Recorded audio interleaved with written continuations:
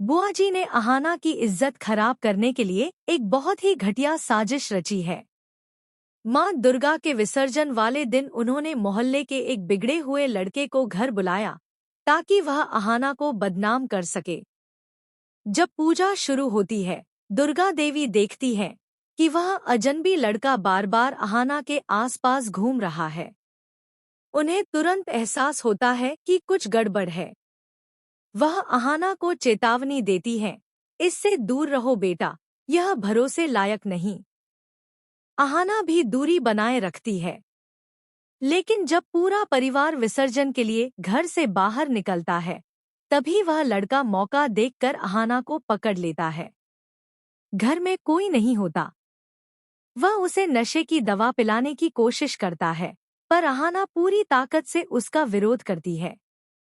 संघर्ष के दौरान उसके सिर से खून बहने लगता है, लेकिन वह हार नहीं मानती।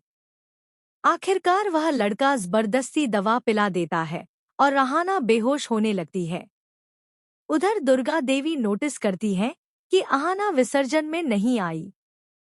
चिंतित होकर वह पूजा बीच में छोड़कर घर लौटती है।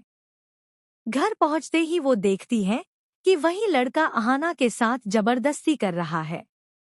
दृश्य देखकर दुर्गा देवी का खून खौल उठता है। वह गुस्से में उसे एक जोरदार थप्पड़ मारती है। डरी हुई हालत में वह लड़का झूठ बोलता है, अहाना ने खुद मुझे बुलाया था। यह सुनते ही दुर्गा देवी गरज उठती है, चुप रहो। मैं अपनी बहू को बहुत अच्छी तरह जानती हूँ। उसके चरित्र पर उंगली उठाई तो बुरा होगा। वह तुरंत अहाना को पानी पिलाती है और कुछ देर में अहाना होश में आती है। कांपते हुए अहाना कहती है, माँ, इस आदमी ने मेरे साथ जबरदस्ती की कोशिश की। दुर्गा देवी की आंखों में आंसू आ जाते हैं।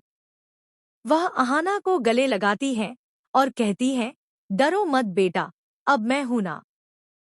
उसी वक्त बुआ जी आती है और कहती है, मैंने पहले ही कहा था, तुम्हारी बहू चरित्रहीन है। यह सुनते ही दुर्गा देवी पलटकर जवाब देती है, अगर मेरी बहू के चरित्र पर उंगली उठाई तो मुझसे बुरा कोई नहीं होगा।